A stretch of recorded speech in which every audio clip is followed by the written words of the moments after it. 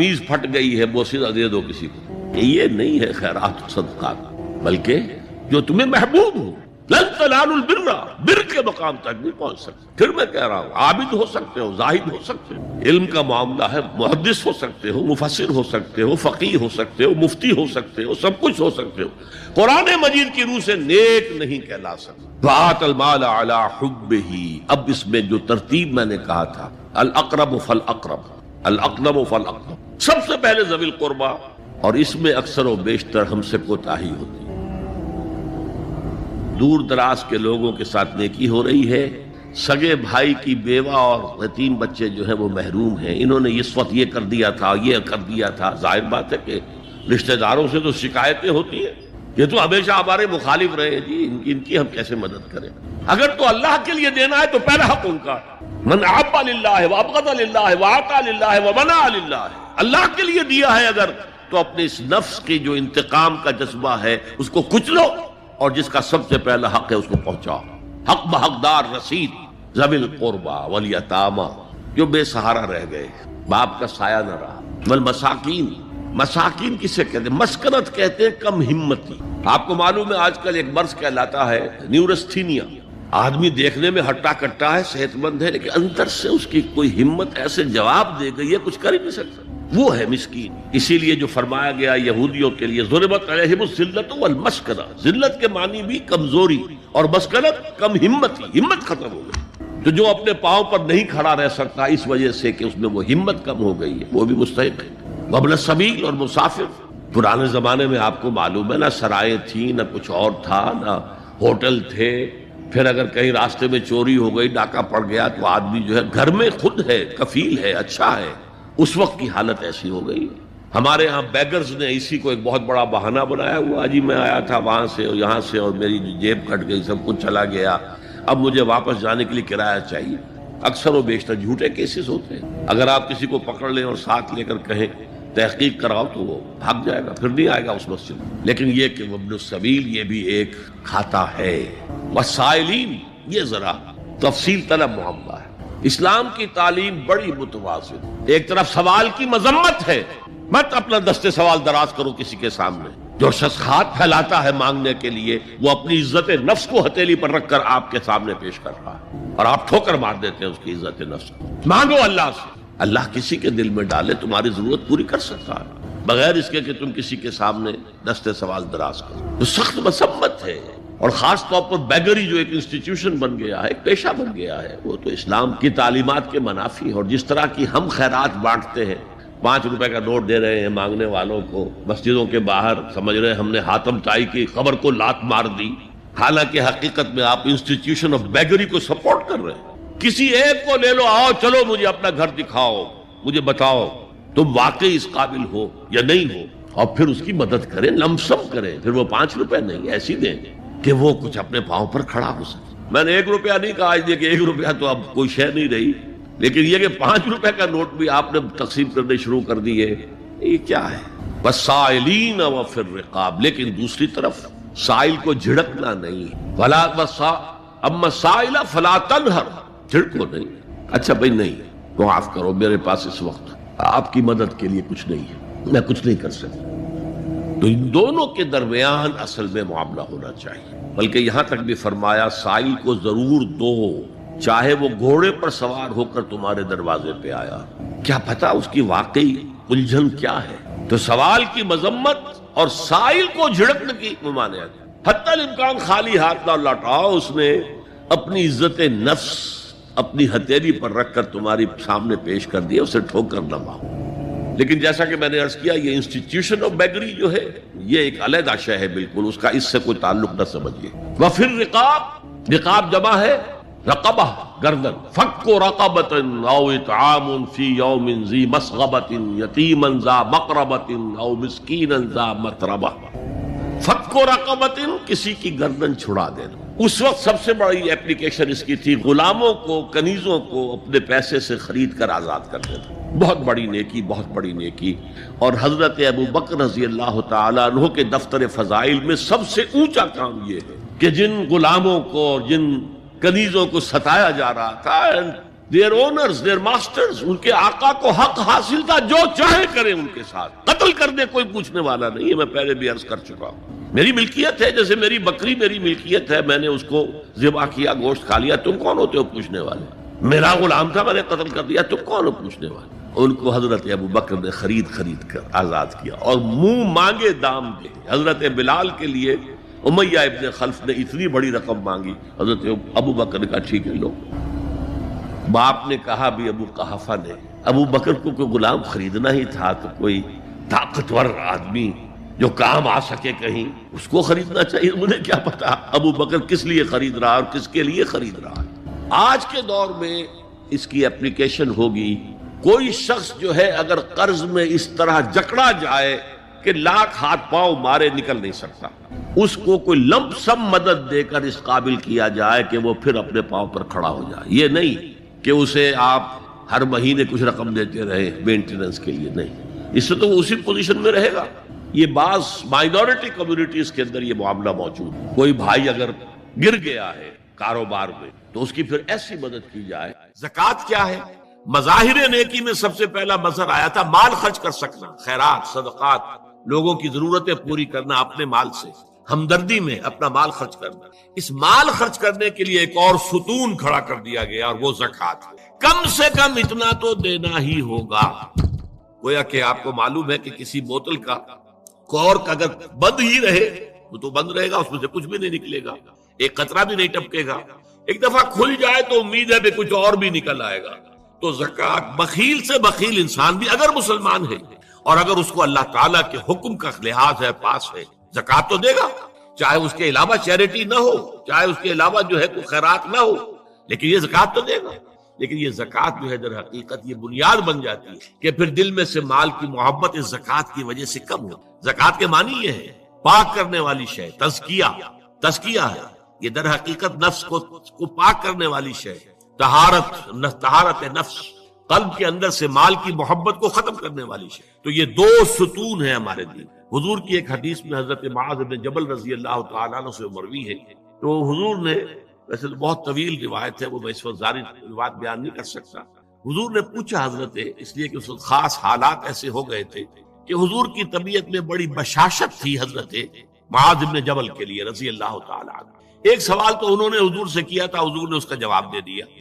پھر حضور نے مزید دریائے سخاوت جوش میں آیا، حضور نے فرمایا وَإِن شِئْتَ حَدَّثْتُكَ يَا مُعَاذ بِرَأْسِ هَذَا الْأَمْرِ وَقَوَامِهِ وَضَرْبَةُ السَّنَامِ مِنْهُ.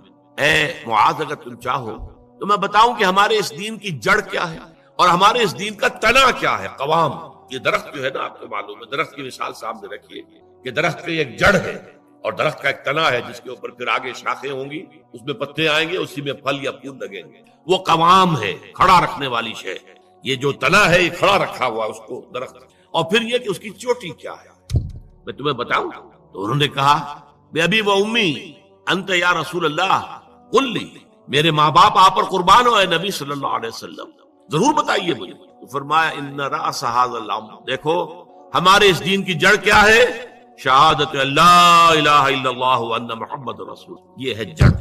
اور ہمارے اس دین کے معاملے کا جو تنا ہے، قوام ہے، وہ کیا ہے؟ اقام الصلاۃ و ایتاء الزکاۃ، نماز کا قائم رکھنا اور زکوٰۃ کی ادائیگی. نماز سے تعلق اللہ کے ساتھ قائم، زکوٰۃ سے تعلق اپنے ابناء نو کے ساتھ، غربا، مساکین، جو معاش کی دوڑ میں پیچھے رہ گئے ہیں، آپ کے اپنے بھائی بند، آپ کے اعزاء، آپ کے اقربا. زکوٰۃ سے آپ کا ایک رابطہ ان سے تعلق قائم ہوا. نماز سے الصلاۃ عماد الدین اور الصلاۃ معراج المومنین، اسے معراج المومنین بھی کہا گیا. نماز سے تعلق اللہ کے ساتھ، زکوٰۃ سے تعلق خلق خدا کے ساتھ، اللہ تعالیٰ کے بندوں کے ساتھ. اور یہاں زکوٰۃ کا جو لفظ آ گیا تو نوٹ کیجئے، پہلے جو فرمایا تھا وَآتَ الْمَالَ عَلَىٰ حُبِّهِ ذَوِي الْقُرْبَىٰ وَالْيَتَامَىٰ وَالْمَسَاكِينَ وَابْنَ السَّبِيلِ وَالسَّائِلِينَ وَفِي الرِّقَابِ، اور یہاں فرمایا وَآتَ الزَّكَاةَ. اس کا مطلب یہ دو علیحدہ چیزیں ہیں. پہلے جو فرمایا ہے وہ نفل ہے، وہ ادا کرنا ہے زکوٰۃ کے علاوہ. اس لیے ایک حدیث میں بھی آتا ہے، حضور نے فرمایا صلی اللہ علیہ وسلم ان فی المال لحقا سوى الزکاۃ. دیکھو مسلمانوں، یہ نہ سمجھ بیٹھنا کہ تم نے اپنے مال میں سے زکوٰۃ نکال دی تو بس اللہ کا حق پورا نکل گیا. نہیں، ان فی المال لحقا سوى الزکاۃ، تمہارے اموال میں اللہ کا حق ہے زکوٰۃ کے علاوہ بھی. اور پھر آپ نے وہ آیت پڑھی وَآتَ الْمَالَ عَلَىٰ حُبِّهِ ذَوِي الْقُرْبَىٰ وَالْيَتَامَىٰ وَالْمَسَاكِينَ وَابْنَ السَّبِيلِ وَالسَّائِلِينَ وَفِي الرِّقَابِ وَأَقَامَ الصَّلَاةَ وَآتَى الزَّكَاةَ. اس نے جو ہے مال دیا اس کی محبت کے علی رغم قرابت داروں کو، یتیموں کو، مسکینوں کو اور مسافروں کو، مانگنے والوں کو، اور گردنوں کے چھڑانے میں، اور آئین کی نماز اور ادا کی. تو زکوٰۃ ایک فرض شے ہے، اور وہ جو پہلے بیان ہوا ہے وہ نفل ہے، وہ اضافی ہے، وہ زکوٰۃ کے علاوہ ہے، وہ زکوٰۃ کا حصہ نہیں ہے، بلکہ در حقیقت اس جذبے کو سسٹین کرنے کے لیے زکوٰۃ کی حیثیت ایک ستون کی، جیسے ایمان کو تازہ رکھنے کے لیے نماز کی حیثیت ایک ستون کی ہے، صلاۃ و عماد الدین. اسی طریقے سے انفاق اللہ کی راہ میں مال خرچ کر سکنے کی صلاحیت جو ہے اس کو برقرار رکھنے کے لیے زکوٰۃ کی عبادت فرض. فرماتے ہیں قال رسول اللہ صلی اللہ علیہ وسلم کل سلامہ من الناس علیہ صدقۃ کل یوم تطلع فیہ الشمس.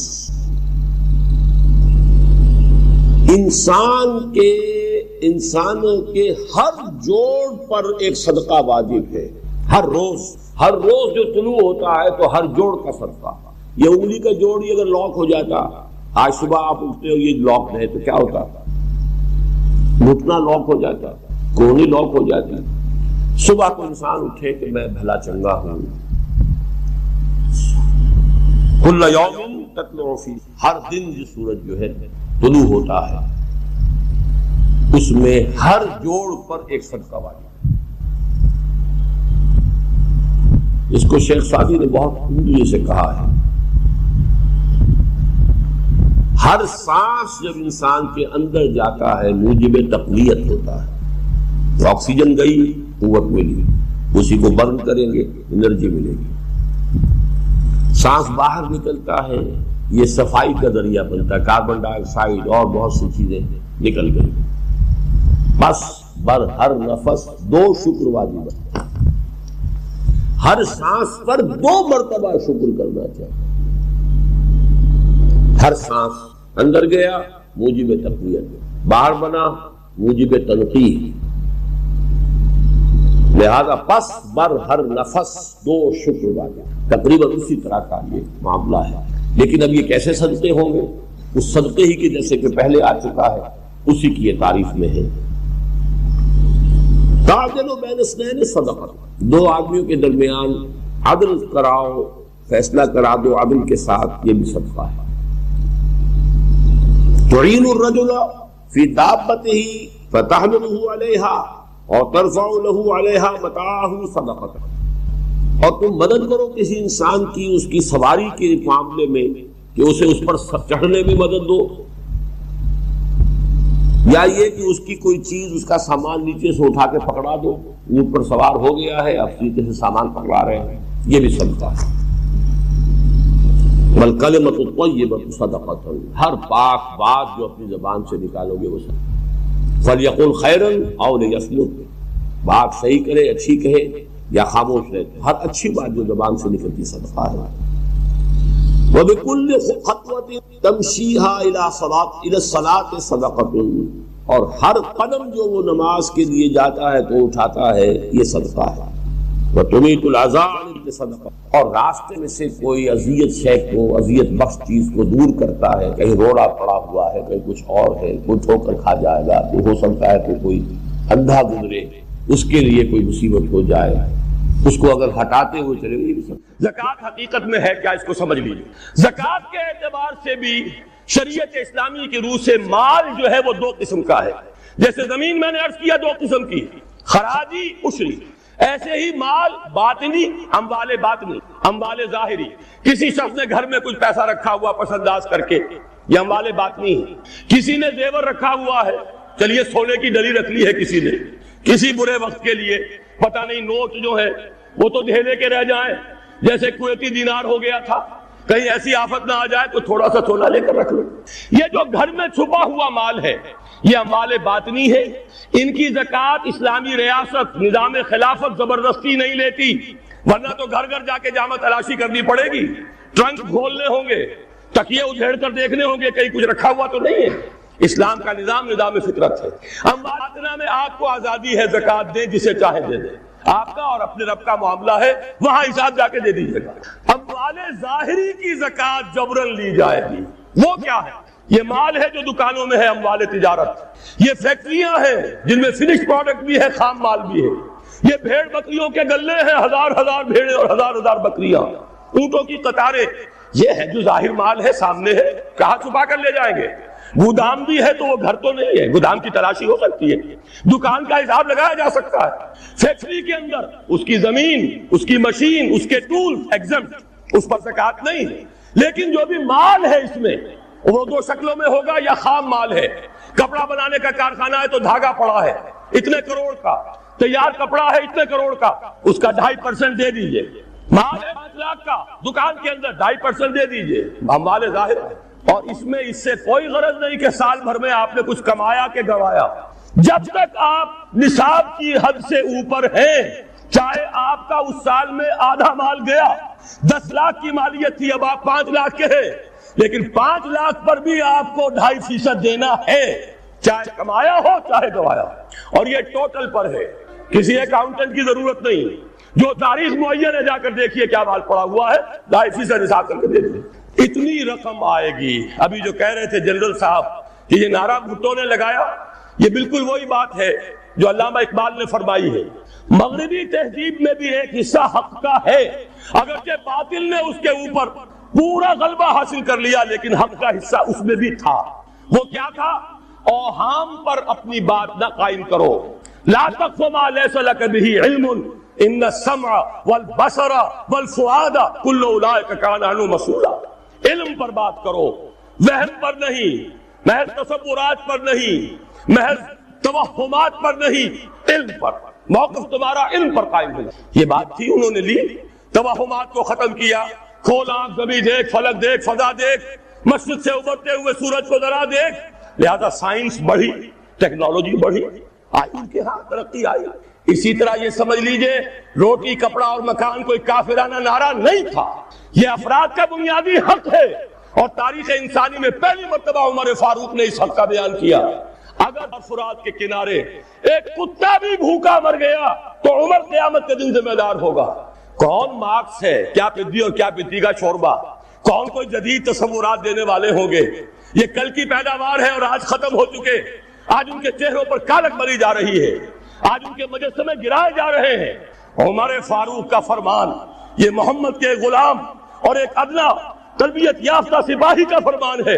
یہ تا قیامت قائم رہے گا. ہر شہری کی بنیادی ضروریات کی کفالت ہے جو نظام خلافت کے ذمے.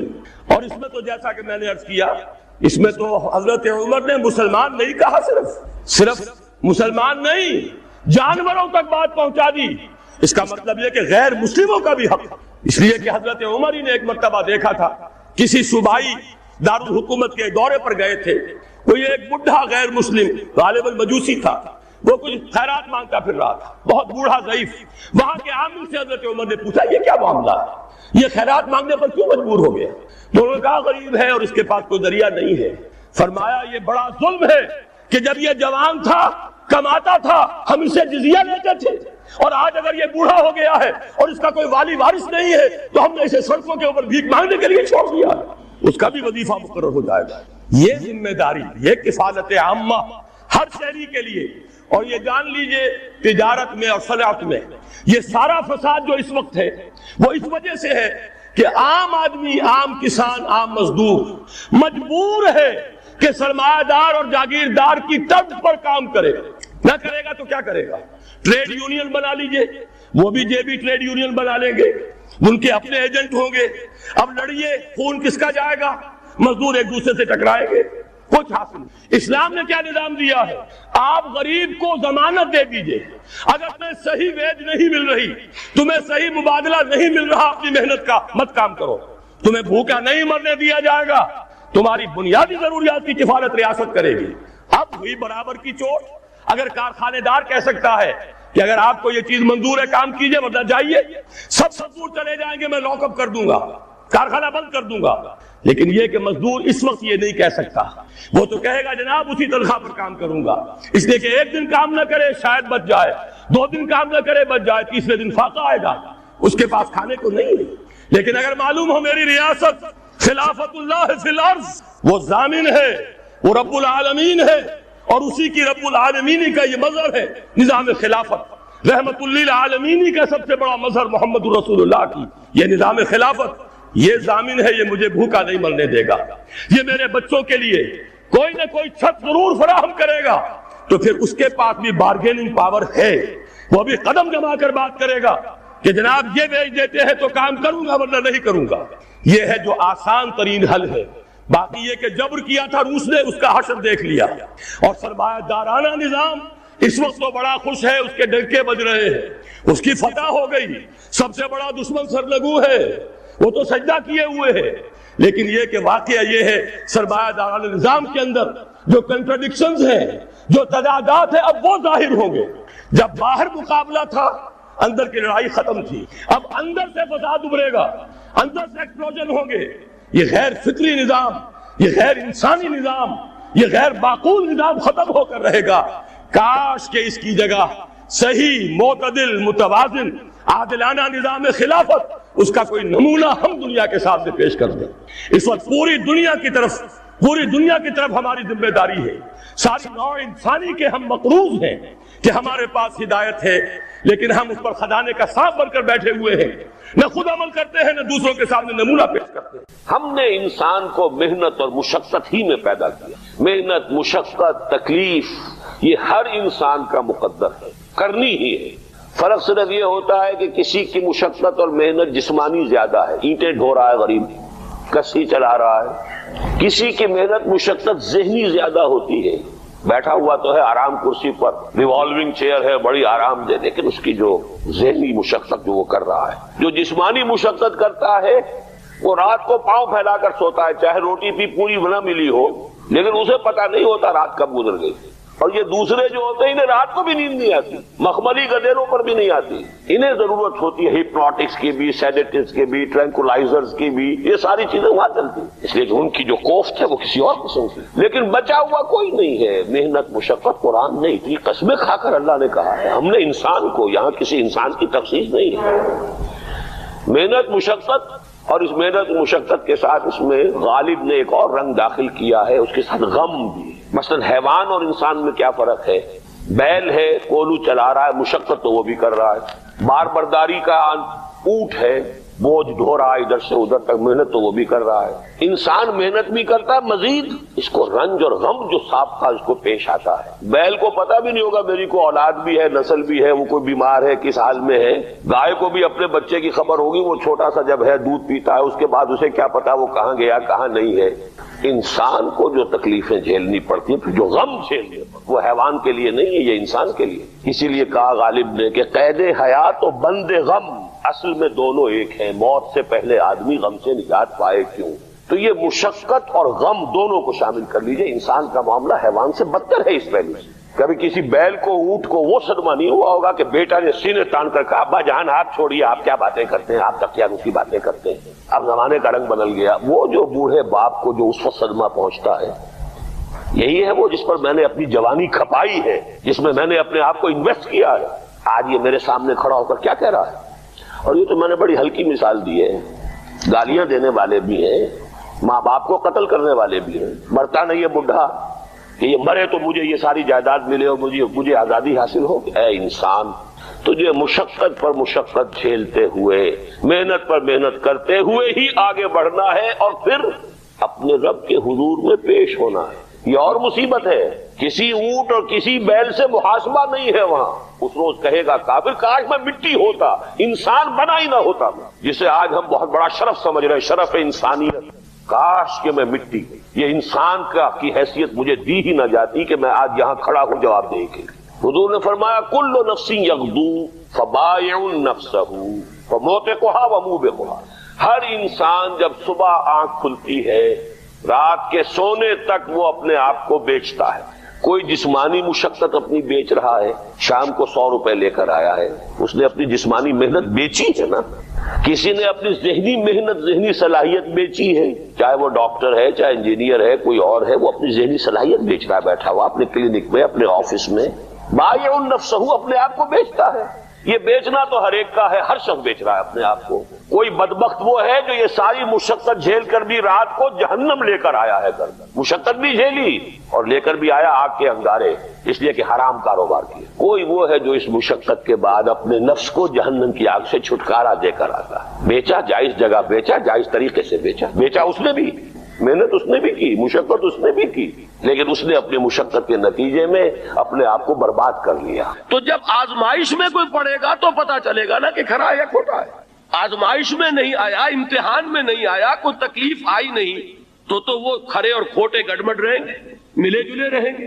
دودھ کا دودھ اور پانی کا پانی جدا نہیں ہوگا. کیا لوگوں نے یہ سمجھا تھا کہ وہ چھوٹ جائیں گے صرف یہ کہنے پر کہ ہم ایمان لے آئے اور انہیں آزمایا نہ جائے گا؟ ہم نے تو آزمایا ہے ان سب کو جو ان سے پہلے آیا. تو یہ تو یوں سمجھیے کہ اس راستے کا ایک مستقل معاملہ ہے. جو آئے سوچ سمجھ کر آئے کہ یہ شہادت گاہ الفت میں قدم رکھنا ہے. لوگ آسان سمجھتے ہیں مسلمان ہونا. جس نے کہا آمنت باللہ، ہم نے آزما لیا. سچ مچ کا یہ ہم پر ایمان کا دعوے دار ہے یا جھوٹ موٹ کا دعویٰ کر رہا ہے؟ یہ سچ مچ کا عاشق ہے یا جھوٹ موٹ کا عاشق ہے؟ ظاہر بات ہے کہ امتحان نہ ہو، آزمائش نہ ہو تو کیسے ان کے مابین تمیز ہوں. کہہ تو دیا سب نے آمنت باللہ. اب ذرا تھوڑی دیر کے لیے ہم بھی اپنے غریبانوں میں جھانکے. ہم بھی کہتے ہیں نا اللہ کا ہمارا ایمان ہے، اللہ پر، آخرت پر، رسول کا عشق کا بھی دعویٰ ہے. اور جب نعتیں ہم سنتے ہیں تو بڑے جھومتے ہیں.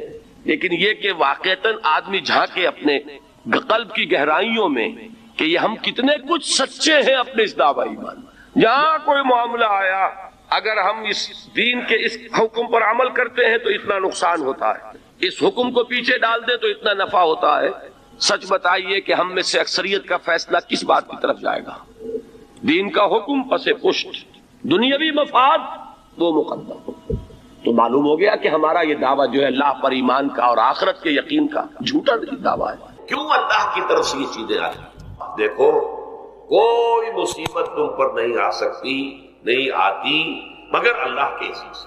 وَمَن يُؤْمِن بِاللَّهِ، اور جو شخص اللہ پر ایمان رکھتا ہو، یہدِ قلبہ، اللہ اس کے دل کو ہدایت دے دیتا ہے، اس کے دل کو سکون عطا کر دیتا ہے. وہ راضی برضائے رب ہو جاتا ہے. اس میں شکوہ نہیں رہتا، اس میں شکایت نہیں ہوتی، اس میں تلخی نہیں ہوتی. کیوں ہو گیا، کیسے ہو گیا، کیوں ہو گیا، نہیں ہونا چاہیے، نہیں دیتے. یہ سارا جو پیچ آدمی کھاتا رہتا ہے نا اندر ہی اندر، وہ جو پیچ کھا رہا ہے، یہ سب پیچ سے نجات مل گئی. پہلی بات یہ کہ یہ اللہ کی طرف سے آزمائش کے طور پر آتی ہے. آزمائش، میرا بندہ اس پر صبر کرتا ہے یا نہیں، یا میرے خلاف بکواس کرنے پر آمادہ ہو جاتا ہے. اللہ تو ایسا ہے، اللہ نے تو ہم پر کبھی کرم کیا ہی نہیں ہے، اللہ تو ظالم، معاذ اللہ معاذ اللہ معاذ اللہ. کہیں ایسا تو نہیں. میرا بندہ جو ہے تکلیف کو جھیلتا ہے میری وجہ سے، یہ سمجھ کے کہ اللہ کی طرف سے آئی. یہ سب جو ہے یہ بہت بڑی کامیابی ہے اگر انسان کو حاصل ہو جائے. اور اس صبر کے نتیجے میں دو اور باتیں پیدا ہوتی ہیں. یہ مضامین علیحدہ علیحدہ دروس کے اندر آتے رہے ہیں، لیکن آج ایک نئے عنوان کے تحت جمع ہو کر آ رہے ہیں. پہلی بات یہ ہوتی ہے کہ یہ امتحان کا نتیجہ کیا نکلتا ہے کہ آپ نے ایک امتحان پاس کیا تو آپ کے اگلے درجے میں ترقی ہو جاتی ہے. 5ویں کا امتحان پاس کر لیا نا تو 6ٹھی میں جائیں گے. اب 6ٹھی کا امتحان پاس کریں گے تو 7ویں میں جائیں گے. 7ویں کا پاس کریں گے تو 8ویں میں. درجہ بدرجہ انسان کی دینی، ایمانی اور روحانی ترقی کا ذریعہ یہ آزمائش میں. جتنا اس میں صبر ہوگا، جتنا اس میں تسلیم و رضا جو ہے آپ حاصل کرتے جائیں گے تو آپ کے درجے بلند ہوتے چلے جائیں گے. آپ کا امتحان کڑے سے کڑا آئے گا، بڑے سے بڑا آئے گا، مشکل سے مشکل تر آئے گا. ایک وقت میں ایم اے کا امتحان بھی آپ کو دینا ہوگا. ایک وقت میں ہو سکتا ہے پی ایچ ڈی کے لیے تھیسس آپ لکھیں، پھر اس کے اوپر جو ہے ٹیم بیٹھی ہوئی اور آپ سے وہ بحث کرے، جرا کرے آپ سے، وہ بھی کرنا ہوگا. لیکن یہ کہ اگر پرائمری ہی میں فیل ہو گئے تو اس کا سوال ہی پیدا نہیں ہوتا کہ کبھی آپ ایم اے کا یا پی ایچ ڈی کا تھیسس بھی لکھیں. اور اسی کو دوسرے انداز میں کہا گیا ہے قرآن مجید میں، وَلِيُبْلِيَ الْمُؤْمِنِينَ مِنْهُ بَلَاءً حَسَنًا. اصل میں ابلا کہتے ہیں، بلا یبلو جو ہے عربی زبان میں آتا ہے آزمانا. خلق الموت والحیات لیبلوکم ایکم احسن عملا. یہی معنی ابتلا کے میں، ابتلا یبتلی آزمانا. ابلا یبلی جو آتا ہے باب افعال سے، اس میں آتا ہے کسی کو کسی تکلیف میں ڈال کر اس کو نکھارنا، کہ اس کا جوہر نکھر جائے، اس کے اندر جو خیر ہے وہ اور چمک جائے، لوگوں کو بھی معلوم ہو جائے کہ یہ شخص اس مقام کا اہل ہے، اس کے اندر یہ صلاحیت ہے، اس میں یہ قوت موجود ہے۔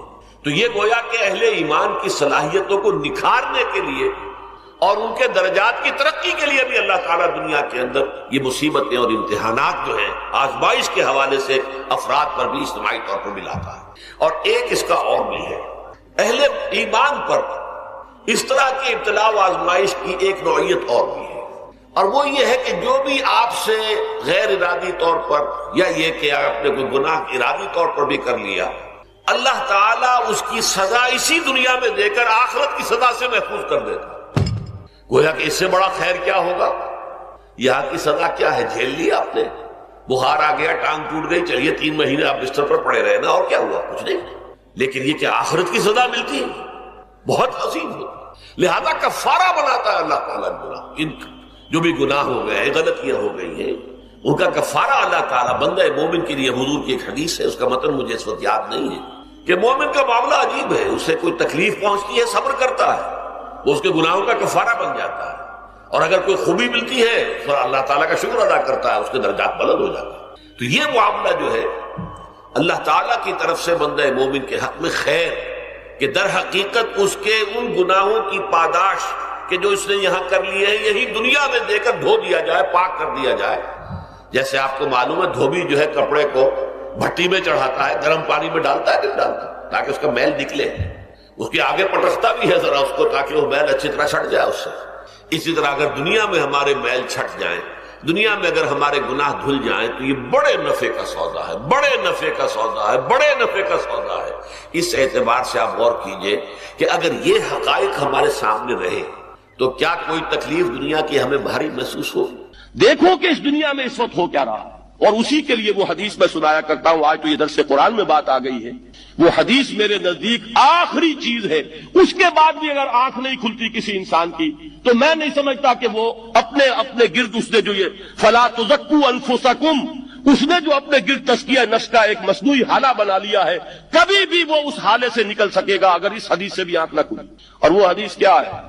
مولانا اشرف علی تھانوی نے اس کو اپنے جو خطبات جمعہ ہیں ان میں نقل کیا ہے، بیہقی کی روایت ہے، اوحى اللہ عز وجل الى جبرائیل علیہ الصلوۃ والسلام ان اقلب مدینۃ کذا وکذا باہلھا، اللہ نے حکم دیا حضرت جبرائیل کو فلاں فلاں بستیوں کو الٹ دو اس کے رہنے والوں سمیت۔ قال فقال، حضور نے فرمایا، اس پر حضرت جبرائیل نے عرض کیا بارگاہ خداوندی میں، ان فیھا عبدک فلانا لم یعصک طرفۃ عین، پروردگار اس بستی کو الٹ دوں، اس میں تو تیرا فلاں بندہ بھی ہے جس نے کبھی پلک جھپکنے جتنی دیر بھی معصیت میں بسر نہیں کی۔ اب آپ اندازہ کیجئے، یہ جو ہے نا اپنے آپ کو رگڑنا اور مانجنا، اور پوری زندگی رگڑنے میں اور مانجنے میں لگا دینا۔ ہم بعض بزرگوں کے تذکرے میں سنتے ہیں اتنے اللہ والے تھے، اتنے اللہ والے تھے کہ ان کا گھوڑا بھی کوئی مشکوک دانہ نہیں کھاتا تھا، اور وہ خود جو ہے وہ انگریز کی عدالت میں بیٹھے ہوئے اور انگریز کی نوکری کر رہے تھے۔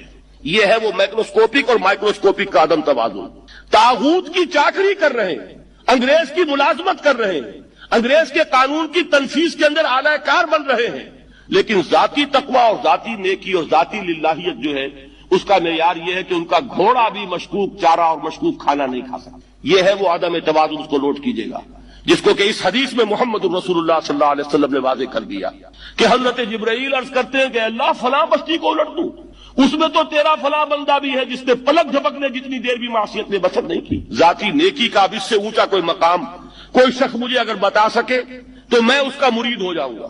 اس سے اونچا کوئی مقام ہوگا کہ آنکھ جھپکنے جتنی دیر بھی کسی نے معصیت میں بسر نہیں کی، ذاتی نیکی کی معراج۔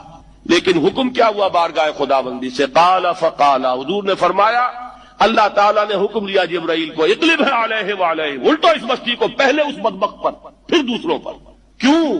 فإن وجهه لم يتمعر في ساعة قط، اس لیے کہ اس کا چہرہ کبھی میری غیرت میں سرخ نہیں ہوا، اس چہرے کا رنگ نہیں بدلا۔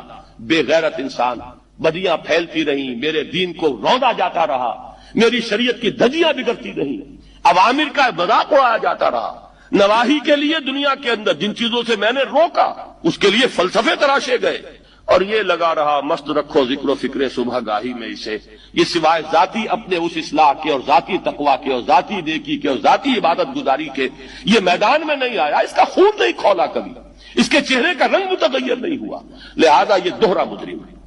یہ ہے وہ تصور جو یہاں پر نوٹ کیجئے۔ ہاں اس کے یہ معنی بھی نہیں ہے کہ نماز بھی نہیں پڑھ رہے، روزہ بھی نہیں رکھ رہے، اقامت دین کے کارکن ہیں، فرض نماز آ گئی ہے وہ چلی جا رہی ہے، جماعت کا کوئی اہتمام نہیں ہے۔ اب یہ دو انتہائیں ہیں، ایک انتہا یہ کہ وہ تزکیہ نفس جو ہے اسی میں وہ رگڑنے اور ماننے کا عمل جاری ہے، ایک یہ کہ اس کا سرے سے کوئی تعلق ہی نہیں، اپنی ذات سے بحث ہی نہیں۔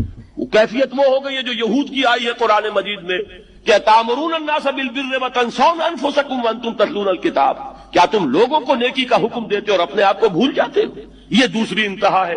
پھر وہی بات عرض کروں گا، وہی بال سے زیادہ باریک اور تلوار کی دھار سے زیادہ تیز راستہ ہے جس پہ چلنا ہوگا، کہ نہ یہ ہو کہ وہ مبالغہ ہو رہا ہو، اپنی ذاتی اصلاح میں تو مبالغہ کی حد تک آگے جا رہے ہیں، اور دوسرے یہ کہ اپنے دین کی تبلیغ و اشاعت، اقامت دین کی جد و جہد، اس کا کھانا ہی نہیں کھولا زندگی میں، وہ کھاتا ہی نہیں کھلا۔ یہ ایک انتہا ہے۔ دوسری انتہا یہ ہے کہ انسان یہ سمجھے اپنے آپ کو کہ میں تو مجاہد فی سبیل اللہ اور دین کا کارکن اور دین کا میں اللہ کے دین کو قائم کرنے کی جد و جہد کرنے والا ہوں، جبکہ حال یہ ہو کہ جو کبائر ہیں وہ بھی زندگی میں موجود ہوں۔ ظاہر بات ہے فرض کا ترک کبیرہ ہے، نماز فرض چھوڑی تو کبیرہ گناہ کا ارتکاب ہو گیا، وہ تو کبائر میں آ جائے گا۔ فرائض کا ترک کر دینا کبیرہ گناہ شمار ہوگا۔ اسلامی معاشرے یا ریاست کا جو پہلا ستون ہے، رکن رکین، وہ تو سورہ حجرات کی پہلی آیت میں آ گیا، اللہ اور اس کے رسول کی اطاعت بلا چون و چرا، جہاں حکم خدابندی اور حکم رسول آ جائے رک جانا، کوئی قانون قاعدہ، کوئی اللہ کی کتاب اور رسول کی سنت کے منافی نہ ہو۔ لیکن یہ دستوری اور قانونی بنیاد ہے۔ ملی زندگی، حیات ملی میں ایک اور ضرورت بھی ہو، اس لیے کہ انسان میں جذبات بھی، مختلف افراد کو جوڑنے کے لیے ایک سیمنٹ سبسٹنس چاہیے، اور وہ جذباتی، کسی شخصیت کے ساتھ جذباتی لگاؤ، کسی قومی ہیرو کے ساتھ محبت، یہ باندھتی ہے ایک دوسرے، ان کے نقش قدم پر چلنے کی کوشش، انہیں امیٹیٹ کرنا، گاندھی کا انداز اختیار کرنا، نہرو کیپ اختیار کرنا، جناح کیپ اختیار کرنا، نہرو کٹ واسکٹ پہننا، ماؤ زیتون کا جیکٹ پہننا، سب کیا ہے؟ پھر 50 گز اونچے مجسمے گاندھی کے بنانا، ماؤ زیتون کے بنانا، اسٹالن کے بنانا، کس لیے؟ تاکہ عظیم شخصیت کی چھاپ پڑ جائے لوگوں پر، ان کے جذبات جو ہیں ان میں ایک شخصیت سے محبت، ایک شخصیت سے عقیدت رچ بس جائے اور یہ انہیں جوڑ دیا۔ یہ ایک ضرورت ہے، اسی لیے میں نے آپ کو یہ ساری مثالیں بتائیں۔ کیوں بتائیں؟ یہاں تک کہ اگر کوئی ہیرو نہ ہو تو ہیرو بنانا پڑتا، تاکہ اس ہیرو کی ہیرو ورشپ کا لفظ تو بہرحال ہمارے لیے درست نہیں ہے، لیکن اس ہیرو سے محبت، اس کے اتباع کا جذبہ، اس کا احترام، اس کا ادب، یہ در حقیقت انسانی ثقافت اور تہذیب کی بنیاد بنتی ہے۔ اسلامی معاشرے میں وہ شخصیت جو ہے کوئی مصنوعی بنانے کی ضرورت نہیں ہے، وہ دل آویز شخصیت ہے محمد رسول اللہ صلی اللہ علیہ وسلم۔ ان کی محبت، اللہ کی محبت کے بعد رسول کی محبت، اور پھر ساری محبتیں ان کے تابع۔ حضور نے فرمایا لا یؤمن احدکم حتی اکون احب الیہ من والدہ وولدہ والناس اجمعین، تم میں سے کوئی شخص مومن نہیں ہو سکتا جب تک کہ میں اسے اس کے والدین سے، اس کے بیٹوں سے اور تمام انسانوں سے بڑھ کر محبوب نہ ہو جاؤں۔ اور قرآن مجید میں آپ کو معلوم ہے آیت نمبر 24 سورہ توبہ کی، وہاں تو بہت زبردست دھمکی آئی ہے، قل ان کان آباؤکم وابناؤکم واخوانکم وازواجکم وعشیرتکم واموال اقترفتموها وتجارۃ تخشون کسادها ومساکن ترضونها احب الیکم من اللہ ورسولہ وجہاد فی سبیلہ فتربصوا حتی یاتی اللہ بامرہ واللہ لا یہدی القوم الفاسقین۔ اے نبی ان سے کہہ دیجئے دیکھو سن رکھو، اگر تمہیں اپنے باپ، اپنے بیٹے، اپنی بیویاں، اپنے رشتہ دار، اپنے بھائی، اور وہ مال جو تم نے بڑی محنت سے جمع کیے ہیں، اور وہ کاروبار جن میں کساد کا، مندے کا خوف رہتا ہے، اور وہ حویلیاں اور کوٹھیاں اور محل جو تم نے بنائے ہیں بہت محبوب ہیں، اگر یہ 8 چیزیں محبوب تر ہیں اللہ سے اور اس کے رسول سے اور اللہ کی راہ میں جہاد کرنے سے، تو جاؤ دفع ہو جاؤ، ادھر بیٹھو یہاں تک کہ اللہ اپنا فیصلہ سنا دے، اور اللہ ایسے ناہنجاروں کو ہدایت نہیں دیتے۔ تو یہ ہے در حقیقت دوسری شخصیت مسلمانوں کو جذباتی طور پر ایک دوسرے قریب لانے. جب میرا بھی ایک جذباتی تعلق حضور کے ساتھ ہوگا، آپ کا بھی ہوگا، تو ہمارا یہ حضور کے ساتھ تعلق ہمیں بھی قریب لائے گا ایک دوسرے. ان کی محبت کے رشتے میں ہم بندھ جائیں گے آپس. اور اگر حضور کی شخصیت کے ساتھ کوئی گستاخانہ طرز عمل اختیار کر لیا جائے، ان کی بات کی پرواہ نہ کی جائے، تو پھر ظاہر بات ہے کہ اسلامی معاشرہ جو ہے وہ منتشر ہو جائے گا. چنانچہ ہم یہ دیکھتے ہیں کہ یہ جو اتنی بڑی امت ہے اور 1400 برس